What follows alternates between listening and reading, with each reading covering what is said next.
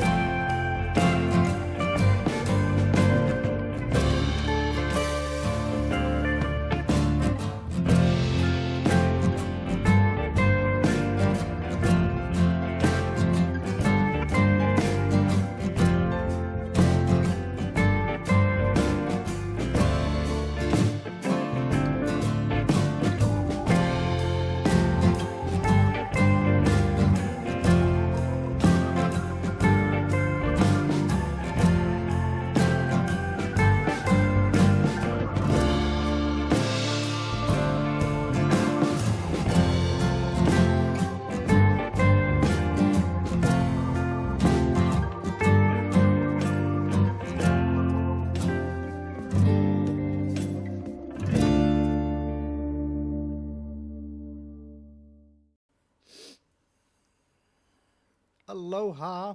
Hello, everybody. Hey, y'all. And hi. Oh, welcome aboard the first live Q&A of 2026. Wow, has it been a year? Here's hoping 2025 will fade into a bad memory, much like 2020 did, only different.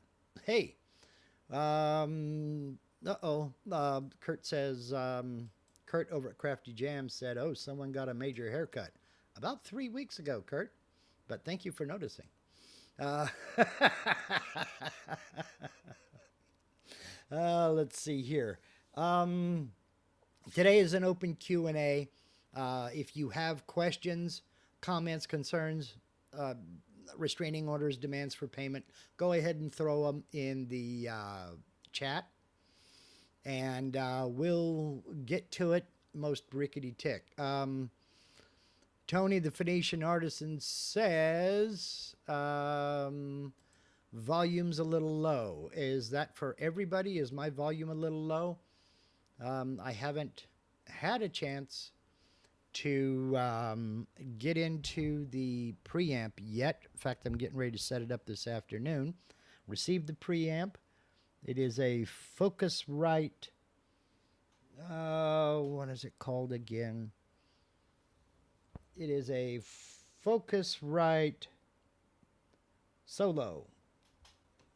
And pretty high speed. Okay, 8 Center says volume is okay.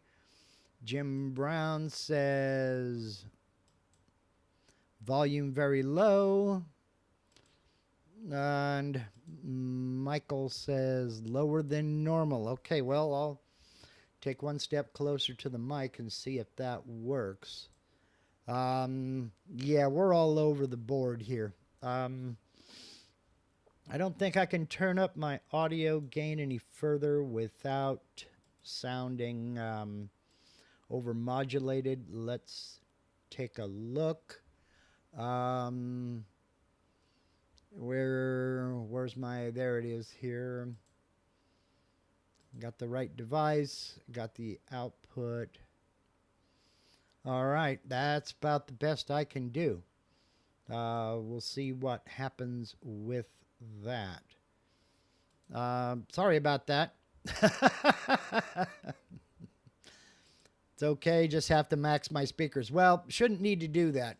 I've got this preamp almost set up. I just didn't want to do it before I did the live stream this afternoon. I will probably do a test stream later on with the preamp plugged in and see what I can do. But we'll see. No promises to nobody. Okay. Before we get into anything, I want to say hello to and say thank you to my friend Steve over at Harneal Media. You know, I've been talking about Steve a lot. I'm going to continue to talk about Steve a lot until he tells me to knock it off. But don't see that in the cards anytime soon. What does Steve do? A little bit of everything. However, his main focus is websites. And if you're even toying with the idea of a website, if you're just thinking about it, maybe you're sick and tired of paying listing fees or paying commissions or seeing your competition advertised right alongside of the products or services that you're trying to offer, you owe it to yourself to reach out to Steve over at harnealmedia.com. Hit the contact us button and shoot him a message.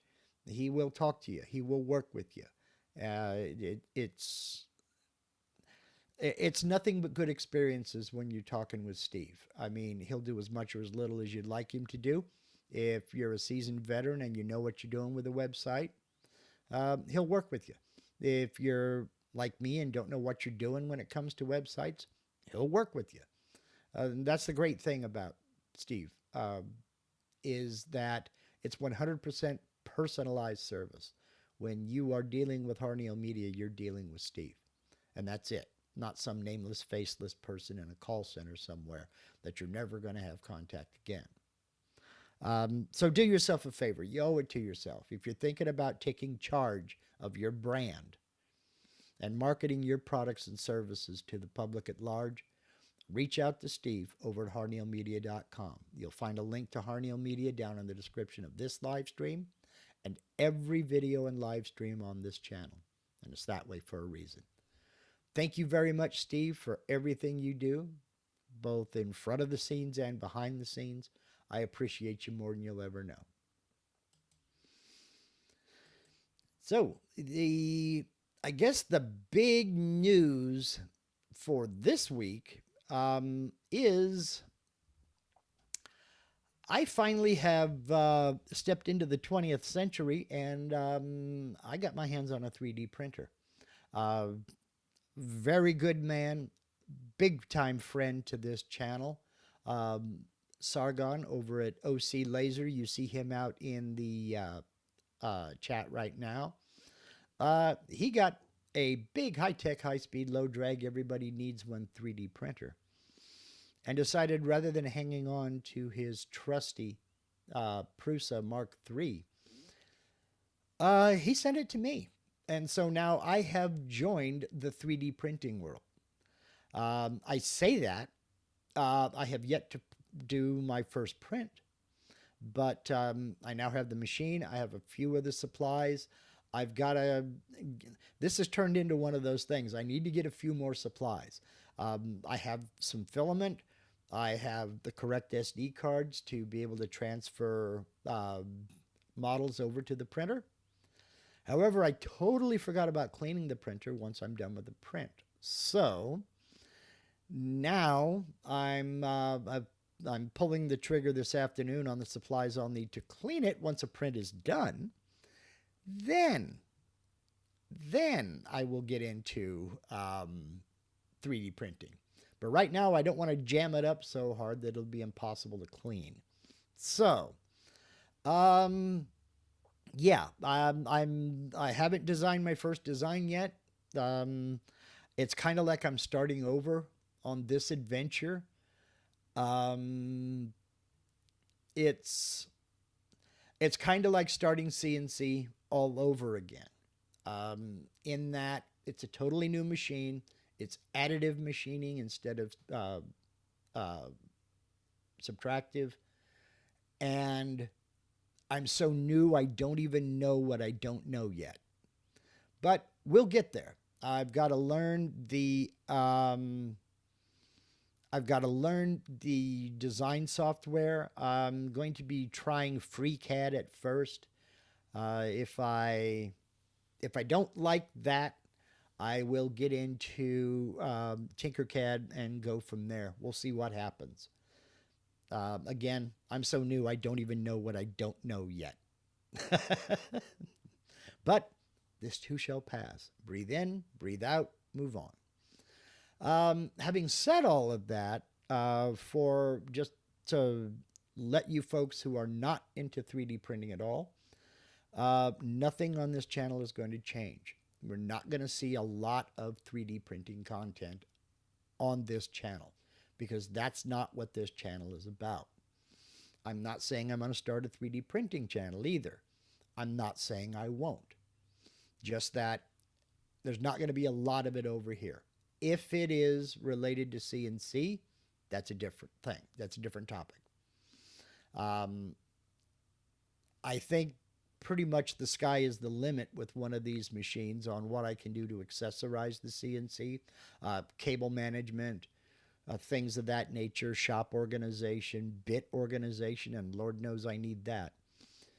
But it's going to be an adventure. It's going to be an adventure. And, you know, I can't sit and let the grass grow under my feet. I got to get into it.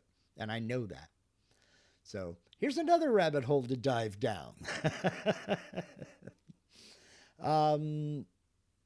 Channel members, you know that on occasion there's a bit of 3D printer content on the members only side. Not much. We haven't really taken the plunge into it all that much. When we share project pics, I'm looking at you, Russ Gare. When we share project pics, there are a lot of cool things you guys are making with 3D printers, and I hope that continues. I don't know that we'll get into a lot of 3D printing stuff on the members only side either. but we'll see. My short adventure with the K40 laser a few years back kind of taught me the lesson that you don't want to combine topics on a YouTube channel. I started doing just a little bit of laser content, and it wasn't much because the machine was so freight damaged that it would not focus at all. And that's coming from the company that I sent it back, and they got into it. They got a hold of me and said, yeah, there's no way you would have ever gotten this focused. It was just way too highly damaged. So, yeah, but I learned my lesson then, just in a little bit of talking about laser. Cost me dearly. And I've built up a rapport with you folks, and I'm not going to change that. Now, again, that doesn't mean I'm going to start a 3D printing channel, but it doesn't mean I won't. That means I got to learn it first, and then we'll see where we go from there. So, enough about that. I just spent 15 minutes talking 3D printing and then said I wasn't going to do that on this channel. But hey, we'll see what happens.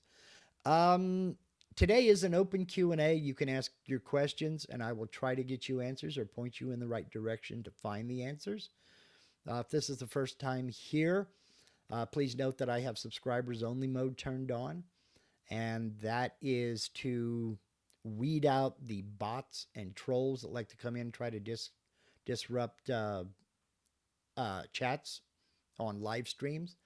And you must be subscribed to this channel for 1 day before you can participate in the chat. So if this is your first time here, sorry about that, but subscribe now, and you can get your question in to me next week. We do this every Sunday from, oh my gosh, we do this every Sunday from noon Pacific, 3 p.m. Eastern. We run for about an hour, hour and a half, somewhere in there. Just depends upon how it goes and your question. Let's see here. Our lives under the members only channel start looking like a colander with all the rabbit holes that we go down. Yes, we do. On the members only side, we take a little bit more intimate dives, and we take a little bit more intimate dives into topics. Sometimes it's epoxy, sometimes it's V-carving, sometimes it's 3D models. We've been doing a lot of 3D content here lately, and it's all over the place. But the members only side has no time limit. We go from 5 p.m. Pacific, 8 p.m. Eastern, and generally go about 2 hours, 2.5 hours. The longest we've ever gone has been about 3.5 hours, but there is no time limit. It just depends. It's 100%. It's 100% audience driven. None of this has ever been about me. It's always been about y'all. So, but yeah, I love the members only group. Let's see here. Ken Armstrong says, my machine moves painfully slow when it approaches a keep out zone instead of moving at the rapid speed around the zone. Would like to use them, but it is just too slow. Any input would be appreciated. You know, I have not gotten into the keep out zones in the software. So I was not aware that they slowed down the axes. Now, I do not know if you can get in there. Let's take a look. I'm going to go here over to VCarve Pro version 12.506, and we're going to go into edit, and we'll come down here to options. I'm not sure if we can control the settings in the keep out zones here. Toolpath settings. B, B, B, B, B, B. I don't see anything about it. I'm looking. I'm looking. I don't see anything about keep out zones. Okay, so let's go over here to the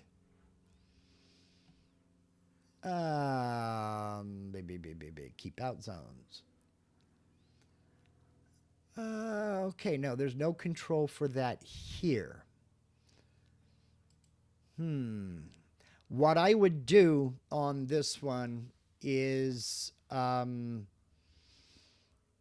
think this is a case for Vectric tech support. I would shoot them an email and let them know, be as descriptive as you can, and let them know what's going on. It's not speeding up to the rapid rate. It slows down painfully slow as it gets close to a keep out zone. Now, that may be by design, but I mean, if it's, let's jump back over here. There we go.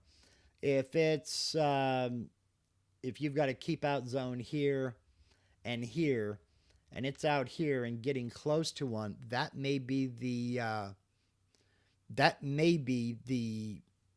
there by design.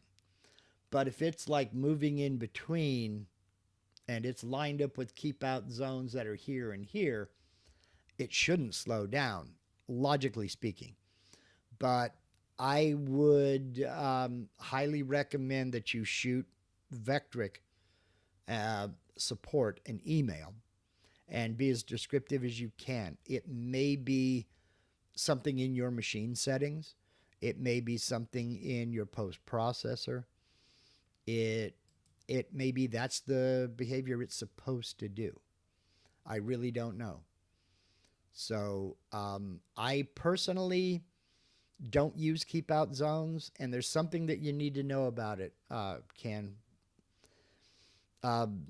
Unless they have changed it recently. Milo Scott, who was an absolute wizard, discovered something about the keep out zones, that when you reach the end of your G code and you're finished with the cut, the next command is to return to home position, be that the center of your material or the bottom left corner, depending upon how you set it up in your job setup. It doesn't respect those keep out zones when it tells it to go home. So if you have a keep out zone between the position of the last cut and your home position, it's going to go right through it. So know that. That has not been addressed that I've seen. But just fair warning. Okay, let's see, a little bit of discussion out here about the clamping method and such. I mean, I personally don't like clamps. I don't trust them. And yeah, I've seen too many get run into. So 8 Center says, you're not going to lose my respect or attention by expanding your mind and sometimes content. Mentioning laser or printing. Anybody else feel the same? Well, thank you for that. I just know that a lot of folks did kind of...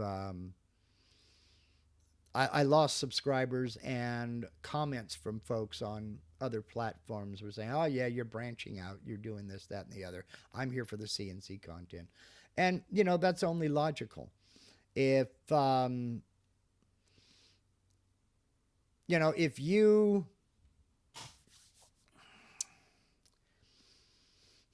let's see, if you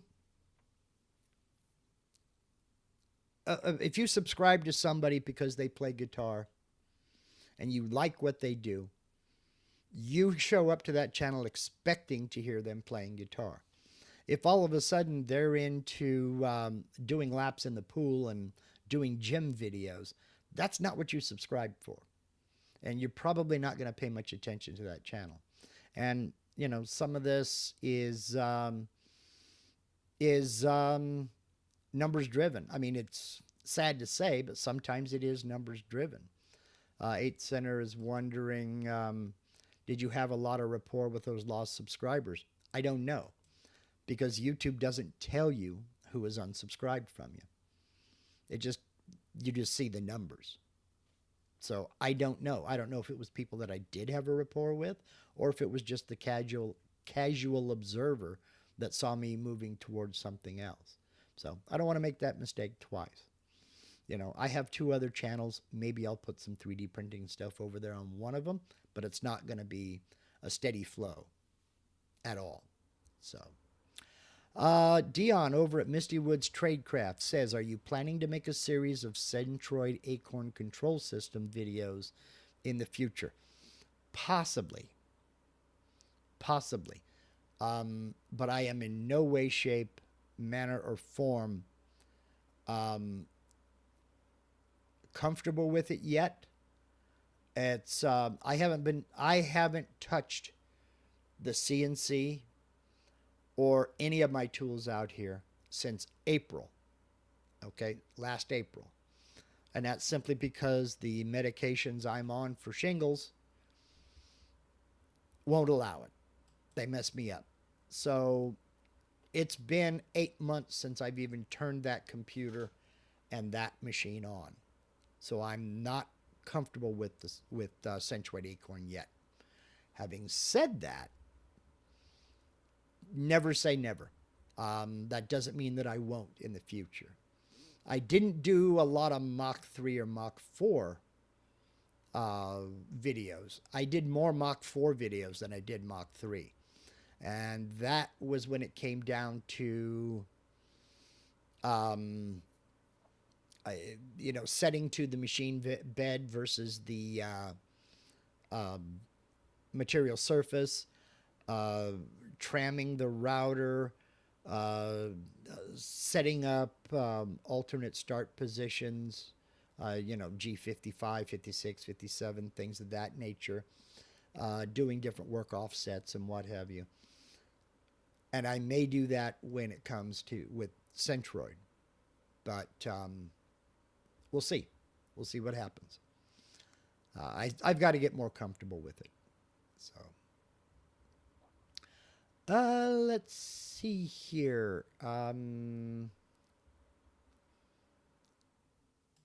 Wendell says, sometimes you post-processor determine where the axes, I think you mean, end up at the program end. Yes, that is post-processor driven. So Steve says, wasn't me that unsubbed. Well, I hope not. I mean, dude, I'm not taking you for granted or anything, but you've been old reliable here, man. If I put it to you this way, folks, if I lose Steve, I'm hanging it up. That's it. Gone. So, well, let's see here. What are we doing here? Bob Helt to Bridle, poster of all things hilarious that gets him thrown in Facebook jail. If you put it out the week before that you're going to talk about 3D printers, CNC, Vectric, I've considered that. I have considered that. The only thing is, I don't know what I'm going to do next week half of the time. And I'm serious. I keep saying I want to get 3 or 4 videos in the can before I start posting again. But that just doesn't happen. The way my posting schedule has been since, day one, with a couple of exceptions. The way my posting schedule has been is I sit down on Thursday and I record a video. I spend Thursday afternoon editing said video, maybe a little bit of finishing up on Friday. Friday, I post it up or upload it and then start working on closed captions and what have you. By the time all that's done, it goes live on Sunday. And then I got to think, practice, and play with my next video and then repeat, Let's see here. Stubbs' mom said, I would watch whatever the topic. I always learn something. I appreciate that. I do too. I learned just as much from y'all as you learned from me, simply because you ask excellent questions. Um, and the questions make me you know, double check myself and maybe think about a different way of accomplishing something. You know, is the way I've been doing it traditionally, is that the fastest way? Is it the best way? Is it the most efficient way? Can't always answer that. But if I don't try something, I don't learn. And this is one of those subjects where the learning never stops. I learn new things every day. You can get complacent and think you know everything about specific operations, but then someone will come along and say, well, wait a minute, try it like this. And it's like, where have I been all my life? You know, that kind of thing. So, see here, 8 Center says, you worry too much about what people are going to say and do, in my opinion. Fair. Just do it your way. You won't lose anything. You can't live without, is my guess. To a point, yes. But again, this channel has never been about me. This channel has always been about y'all, what you want to see. And if you're interested in 3D content, that's what I'm going to dive into. If you're interested in 2D content, that's what I'm going to dive into. If you're more interested in the basic operations or you want to get into more advanced stuff, that's what I'm going to get into. And that's why I'm constantly, forever asking for input. Because again, it's not about me, it's about y'all. And if I'm not giving you value, you know, what's the point? So I have to think about what other people want to see because it is 100% viewer driven. It has to be viewer driven. Otherwise, I'm just sitting here talking to myself to hear myself talk. And yeah, I'm a blonde. That means I got an ego, but it's not that big. You know, people would argue with that. So, okay. Let's see here. Did I miss something from Jeff Gilroy Kilroy? Did you post a question that I missed? Let me go back up here and see.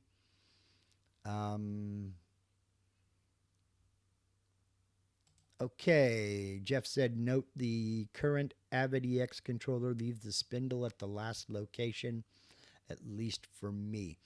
That might be in your settings. The Avid profile of the Centroid Acorn, CNC 12 is the actual name of it, but it's based on Centroid Acorn. It has a lot of things in the background. There are a lot of macros in the background that are controlled by the controller itself and not by the post processor. So a lot of things. See, I'm trying to remember the specific case because, again, it's been about a year. When I was setting up this control box, I was looking for where to set something. And Eric at Avid told me, don't worry about that. That's handled by the processor. The EX control system is completely different from the old Mach 4 control system in that it's got a mini computer inside. So you load the G code into CNC 12 on your computer. It transfers that G code over to that mini processor in the EX control box, and it's run from there. It's not run from the computer like Mach 4 was. Mach 4 was run by the computer. It's not with the EX control system. So there are some things controlled in the control system there that were not with Mach 4. And they relied totally on the post processor for those controls. And that's why I'm suggesting that it's possible there is a setting somewhere in the CNC 12 settings that would make it stay like a park position, for example. Um, you can set a park position in the Centroid Acorn so that when it's finished with a piece of G code or it senses a tool change, it will go to a specific position. The Z will raise up all the way up to 0 if you want it to. But the Z will lift and it will move over to that park position and stop. Spindle will shut down so you can do a tool change and then cycle start to go. It'll go over and measure off the tool and then go do whatever you were going to do. So it may be a setting there. You may have a park position set so that after the final code in that G code is sent, it goes to that park position. So let's see here. Michael Koenig wants to know, does bitmap trace work better for some things than others? Yes. I scan blueprints and don't have very good results. I'm going to say there is no perfect bitmap trace that I have found yet. The bitmap trace in Vectric is actually pretty good. I've seen other trace functions and other software that are close, but none of them are perfect. I'll tell you the same thing that I tell everybody else, Michael. When it comes to bitmap tracing, use it. Do use it. But know you're going to have to do a lot of manual editing. I know a few people, Michael Bernasconi being one of them, who doesn't even use the bitmap trace. He traces everything by hand. But that's just his jam. That's the way he does it. I do use bitmap tracing, and I also know it does require some cleanup. There's no such thing as a perfect trace. And there's no one-button solution that I found. Even some of the AI tools occasionally get it wrong. And with something like blueprints, that's pretty intense.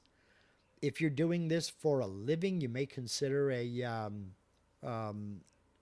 digital tracing board, scanning board, excuse me. But see, Michael Mazalik says use an 8-bit bitmap if possible. Okay. And it depends on what you're doing with these blueprints. See, I've got a thing for old tool blueprints, patent drawings and things of that nature from like the 1800s and such. That doesn't have to be perfect. Okay, I see here you're saying it's blueprints for toys I make. Yeah, that's got to be pretty close. Personally, I would get used to use the bitmap trace, but get used to editing and tracing some yourself because nothing is perfect. You know, there are lots of tips and tricks that you can do to help process the image before it ever gets to the point to where you're trying to trace. You know, I go for converting to black and white instead of grayscale. That helps get rid of a lot of shadowing because it's either black or it's white. There's no gradient of gray in there. So that helps. But then again, I'm not scanning blueprints.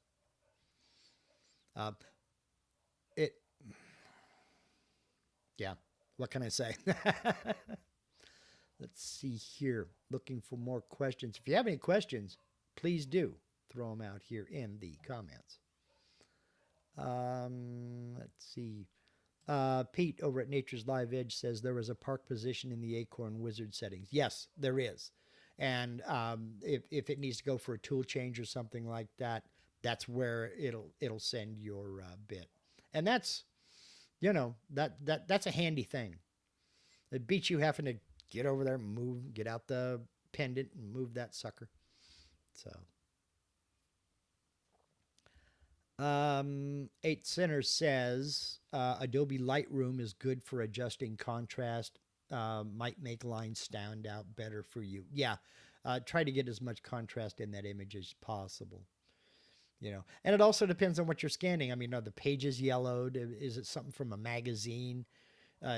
Things of that nature. You might have to scan it in and then get it, do some processing in your photo or imaging software to get it cleaned up. And there are AI tools that'll do that as well.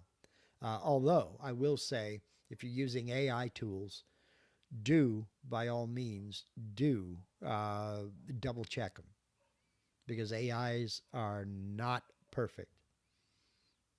They are not perfect. There's a lot of AI hallucinating and just artifacts that they decide to go ahead and connect dots and stuff like that. Jim Brown suggests the shaper trace. Yeah, that's another example. However, you're limiting yourself on the size. Let's see what else. 8 Center says, yeah, Inkscape is very good. What do you want? Hey, I haven't seen you in a while. Says Corel Draw offers a single line trace, eliminates double lines. Yes. Shaper Trace also has outlines or center line, which is big time helpful when it comes to vectors for blueprints. So, Sargon, speaking of which, over at OC Labor, says try Vector Magic. Okay, lots of good good recommendations here. So, okay, keep the questions and comments coming, but I rather than sitting here tap dancing, figured I would go ahead and show you a couple things in the alignment tools in VCarve Pro and Aspire. It sometimes helps to have a short topic to discuss, especially when I hadn't planned on a topic. And in order to demonstrate this, first thing I need to do is I need to draw a few lines. So I'll get into I draw a line. So I'll get into my polyline tool and I'll just draw a vertical line here. Hit the space bar to accept that line, close it. And let's see now, how do I want to do this? Now,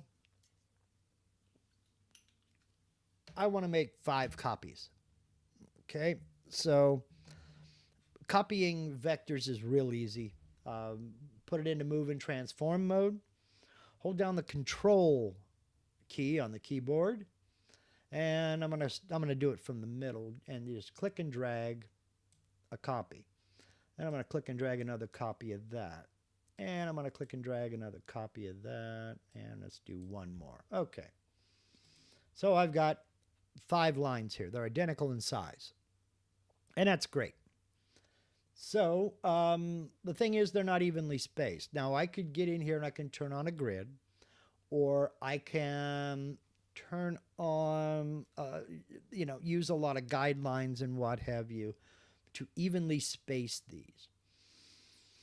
Now, what I do know is that this vector and this vector are in the right positions. I just need to space these evenly in between them. Now, is there a way of doing that? Yes, there is. I can select them all, then I can go into my alignment tools up here. And I just come down here to the bottom where we get into space selection. Now, I don't see this tool getting a lot of love. A lot of people don't even know what it does.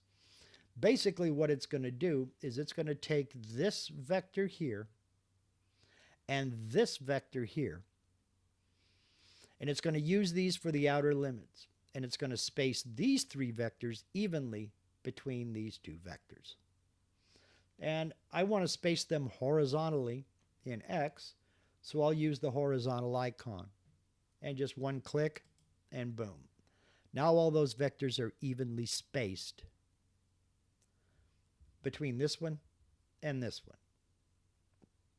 Now, that's all well and good for open vectors. Does it work with closed vectors? Well, let's find out. I'm going to go up here, and I'm going to make a small rectangle there, another one over here, another one over here, and another one over here. We'll close this. Now, I purposely made them uneven in X and in Y.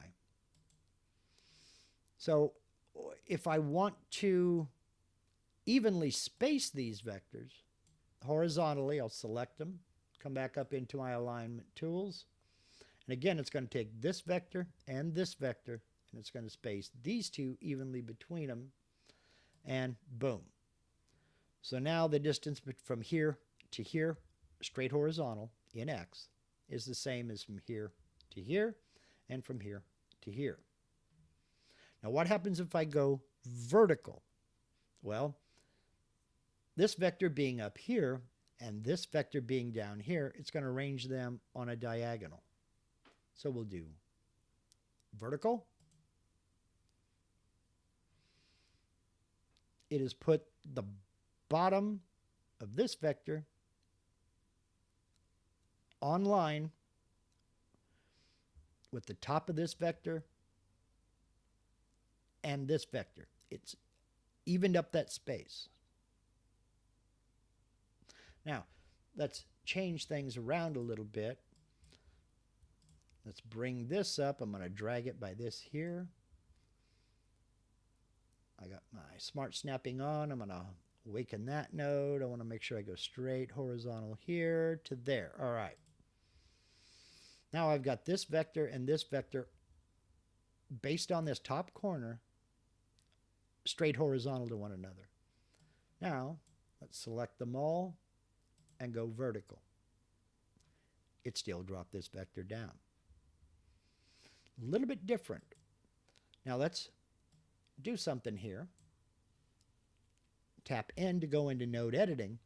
All our start points are the same bottom corner. But is it basing this movement on the start points or something else? Something to explore, because I'm not really certain. Let's come out of node editing, tap the letter N, try vertical. Didn't move them. So what is it basing it on? Is it basing it on the center? Is it basing it on the corners? Can't tell you. All I can tell you is horizontally, I know it's basing it on the center of each of these vectors. So let's try something. These are all different sizes and these are all different shapes. I'll close this, select these, delete. And now I'm going to copy this vector and see if the variation in size or shape matters. So hold down Control, go from the center, drag one, drag one, drag one, drag one, straight horizontal. Okay, got my spacing for this one and this one correct. Let's check these. Horizontal, and it does space them evenly. Now let's check them vertical. Why did it do that?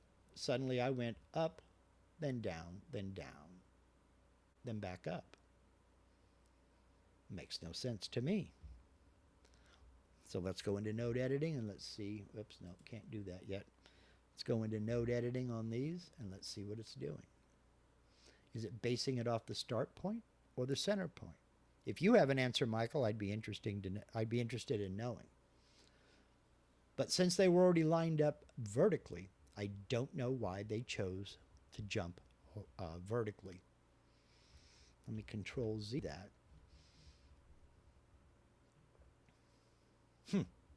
Interesting. Interesting.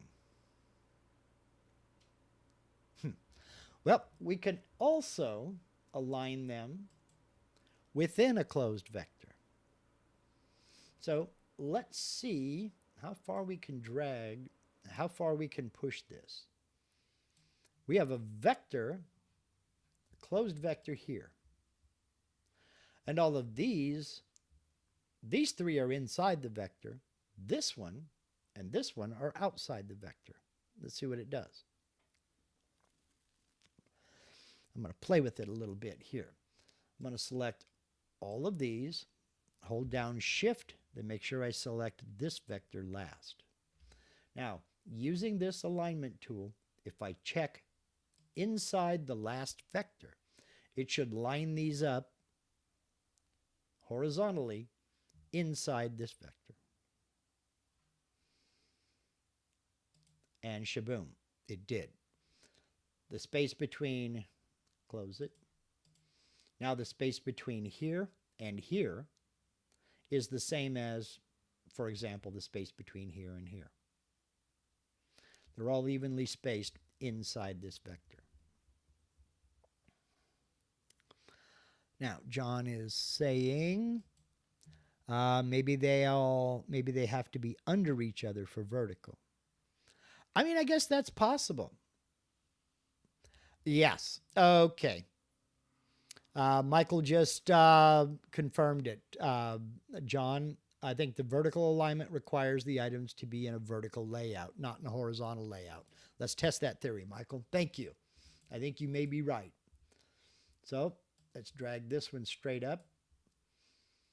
We will move this one over here. And we'll move this one down here. And we'll just align these three. We'll see what happens. Oops, nope, don't want to do that. I just want to select these. And we'll align vertically. Absolutely. Both of you are right. Both of you are right. Now we'll hold down Shift, go inside the last vector, and ba-boom. Yeah, absolutely right. Absolutely right. Thank you very much, Michael. Thank you very much. Okay, that answers that. Vertical has to be in a vertical layout. Horizontal has to be in a horizontal layout. All right, that makes sense. So, it was still interesting to see how it handled that, though. Because, you know, no, they're not in a vertical layout, but it was interesting to see how it handled adjusting these vertically when they were in a horizontal layout.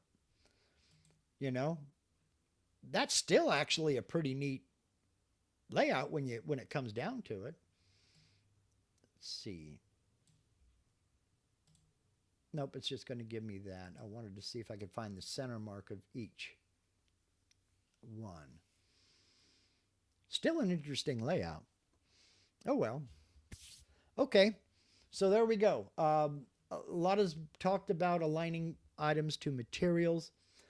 A lot is aligning vectors to, or 3D models for that matter,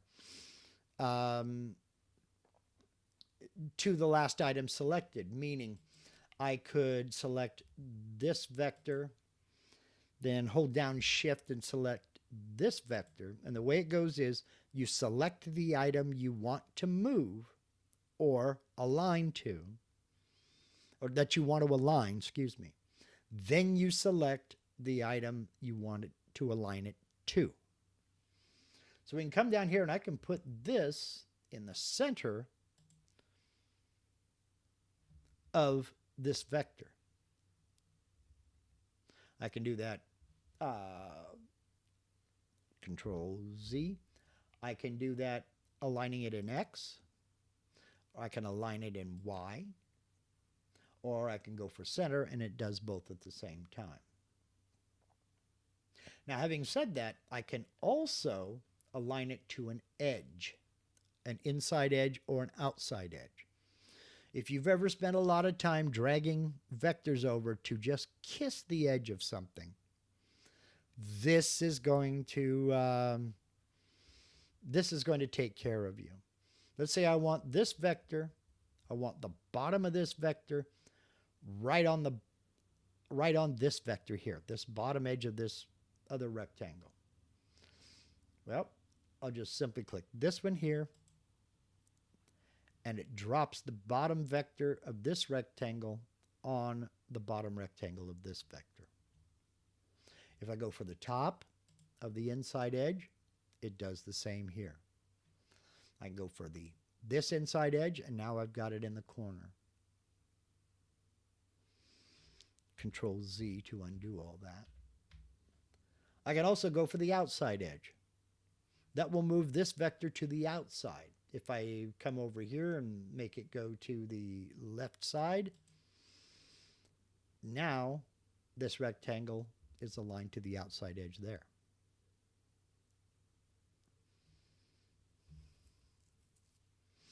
Or over here. Itcenter is asking, can you adjust the anchor point to any other position than the ones shown? The anchor point. I guess it depends on what you're trying to do. Because what this is going to align, these 6 up here, are going by the center point of the vector that you're attempting to use. Okay? For instance, let me align this vector to the center of my material. That used the center point of this vector to align it. Now, can I adjust the anchor point? We're in move and transform mode. Okay? Let's click on that, and that has changed that to a rotation center. Okay? It turned my center point into a rotation center, aka pivot point. So now let's drag that rotation center over here. So it's no longer in the center of this vector. Now, let's align to the center of the material. It didn't do a thing. It still goes by the center point. It didn't change a thing. Okay? Same here. It's going to use the center point of this vector to align this vertically. It's going to use the center point.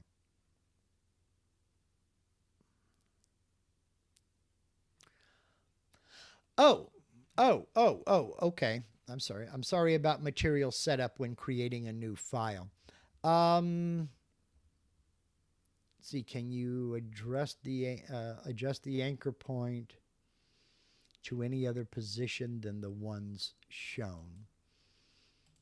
For example, making a 1 foot square, your material, but it needs to sit 3 feet across, 3 feet up on the bed, but you don't want to process the whole 3 feet for simulation. Yes. Well, you can use the offset in job setup. Let me close this.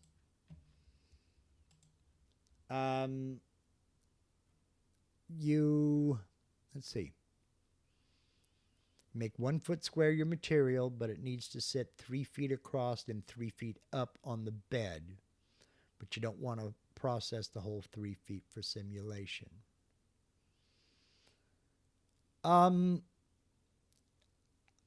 Personally, I wouldn't rely on that. I wouldn't rely on this. Your XY datum can go in any of these 5 positions or use an offset. Okay? Excuse me. You can go to any one of these 5 positions and you can use an offset, but it's still going to either put the center, bottom left, bottom right, top left on that offset position. So you only want to process the 1 foot square. You would technically have to draw the 3 foot by 3 foot whole thing. having said that, once you get outside on your machine, you can put that piece of material anywhere you want to put it, and then zero to that location. If you use the bottom left corner, you can put that piece of material anywhere you want to on that machine and set that XY0 there.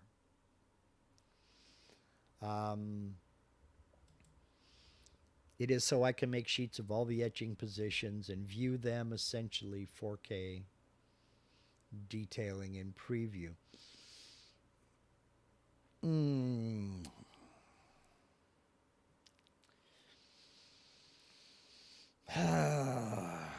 I don't know. You can create work offsets for each one of those positions, and then just use your 12 by 12 piece of material. You might want to check on my work offsets videos and see if that will help you, because then you're only dealing with that 12 by 12 piece of material. You're not having to show your entire bed. But when you go to start, you set G55, 56, 57, wherever that work offset is located, and that's where you mount your material. Yeah, that's what I was thinking, Michael. Set the XY position to the bottom left and use the XY offset at 3 feet each. 8 Center says, but the simulation quality will be drastically different. Yeah, that is an issue because the bigger you make it. But then again, you can get into that simulation preview quality. I believe it's up here in Toolpaths. Yes, preview simulation quality right here. Click on the Toolpaths menu and go to the preview simulation quality. Now, having said that, that's going to use some resources. If your machine's not up to it, you may have issues there. But yes, I understand. If you're engraving something that's the final size is going to be 2 inches square, for example, but you've got an 8 foot by 4 foot sheet, yeah, the preview simulation is going to be pretty nasty. But when you zoom in on one, because you're zooming in that much. And looking at what you're doing, it's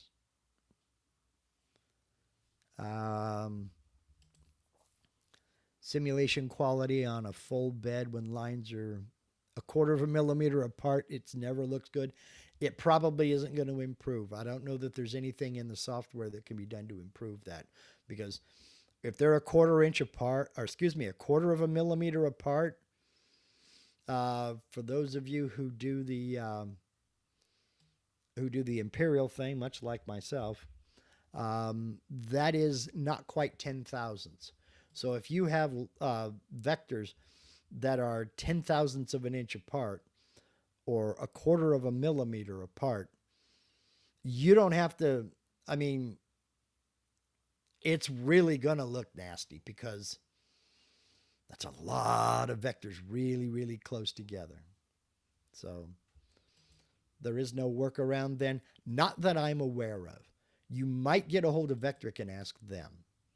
I don't know that there's a workaround for that. You know, other than,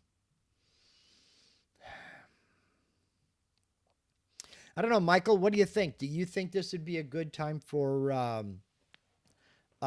array copying toolpaths?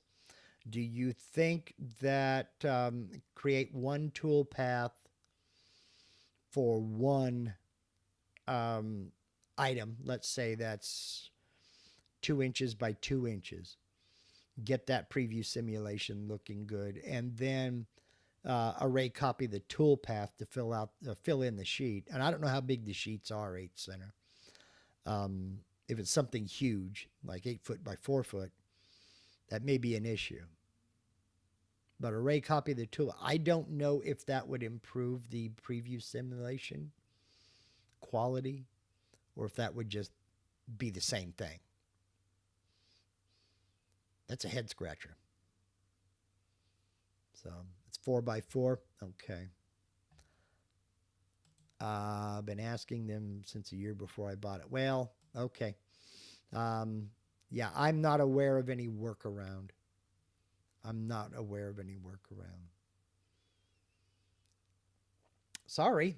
That's why I say sometimes you have to accept that I don't know is a legitimate answer. Sorry about that. Now, this is all assuming, again, this is all assuming that you have your preview quality turn all the way up to maximum. As long as you have that turned up to maximum, that's the best quality of preview that you're going to get. But even then, when you have vectors that close together, that's on a 4-foot by 4-foot piece. That's a lot of little bitty lines. And previewing it is going to be a chore. So, sorry. Let's see. 484 pieces on the bed at once. Holy cow. And people wonder why I don't go into production. That's why. I've seen what you're doing. You've sent me pictures of what you're doing. And you're doing some pretty intricate things there. So, wow.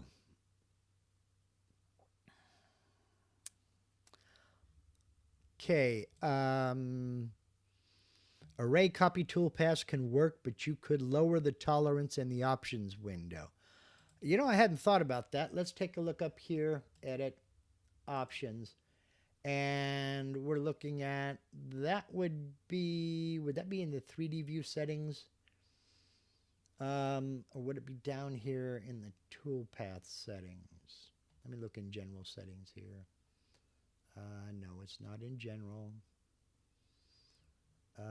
Auto open to 3D view, 2D solid view color, 2D previews.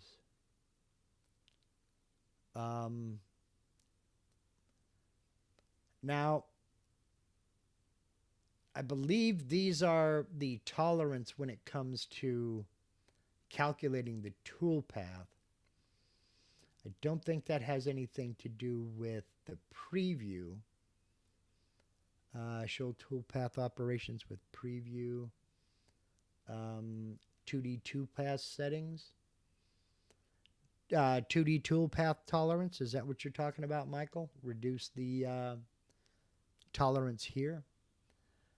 You know, and this is a question that I really don't know. Yeah, that's what I was wondering there, 8 Center. That's working tolerances, not simulation tolerances. That's what I was wondering. And I know this is the default. This number, 0.0004, is used a lot within the software for tolerances. And I don't know, is that inches, millimeters, or just units, regardless of whether it's inches or millimeters. Because if the tolerance is that close on millimeters, that's infinitesimal. I don't know that that's visible by the naked eye. So it's not that much in inches in imperial. So we'll see. Let's see here. 3D view, shaded background, animate camera moves, use software renderer, software shading view, casting material block view, shaded view. I don't see a tolerance there. I don't see any kind of tolerance. That's the only thing. But I didn't know if that was the working tolerance or if that was the preview tolerance. I don't see anywhere else that you could alter any of that. Okay. All right. Okay. I think what I'm going to do, rather than, oops. There. I think what I'm going to do is, rather than tap dance some more, I'm going to go ahead and we'll end this one. I'm not sure what I'm going to do next weekend. A lot of things. It's going to depend on a number of things. Things are starting to finally calm down, and I should be able, fingers crossed, knock on wood. Might as well knock on nice wood, knock on a piece of mahogany. Hopefully, I can get back to making some screen capture videos very soon. Things are getting better. I'm in more control of this hand than I have been in a long time. So we'll see how that works. This afternoon, I don't know if I'm gonna do it on the public side or if I'm just gonna do it on the members only side. I'm not sure. I'm going to shut things down, and I'm going to get this preamp plugged in, tested, and then I'm going to do a test live stream. Again, I'm not sure where I'm going to do it yet. We'll see how things go. It may be a while. If things are totally foobar, it may be tomorrow. So how's that for a definite maybe? So anyway, let's see here. Channel members, tomorrow, I want to know what you want to see. We had something kind of tossed about, a topic, but I think it needs a little bit more exploration behind the scenes before we get into it. I want to talk to a couple of folks before I bring up the topic. So channel members, I want to know what you want to see. Y'all have my email. Shoot me an email. Let me know. I've got a couple of ideas up here, but again, it's not about me. It's all about you. Members only live stream tomorrow, 5 p.m. Pacific, 8 p.m. Eastern, and we'll go until y'all get tired of me. Roughly 2 hours. Anyhow, next Sunday, I'm not exactly certain what we're going to do, but leave me a comment. That's how I figure out what to do in these live streams. The Q&A starts now, and before I can give A's, I need to have Q's. So throw your questions, comments, your concerns, put them in the comment section as soon as we're done live here. Right now, the comment section, while we're live, won't let you put anything in there. But the minute I shut down, the comment section lights up. Let me know what you want to see. A belated Happy New Year to everybody. I hope everybody's New Year's Eve was safe and nobody got into trouble. You know who you are. I think that's it. I will see the members only tomorrow. If you're not sure what I'm talking about, or if you want information on how to become a member, right below this video panel, you'll see the word join. Click that join button. You're not joining anything. You're just getting information. Panel's going to pop up and the video is going to play. They'll tell you all about channel membership. We have a great group of people. And if you join, we can get you into the super secret Facebook group, the Facebook Messenger chat, and the even more secret WhatsApp chat. And that WhatsApp is absolutely killer. So, great group of people. We'd love to have you join us. 100% voluntary. There is no obligation. But I do appreciate all my channel members, and I appreciate all my subscribers as well. So, thank you for spending part of your Sunday with me. And go do something cool. Go make some chips. Or sit down and eat some chips. Totally up to you. Yeah, totally up to you. Have a great day. Thanks, y'all. And we'll see you members tomorrow. Everybody else.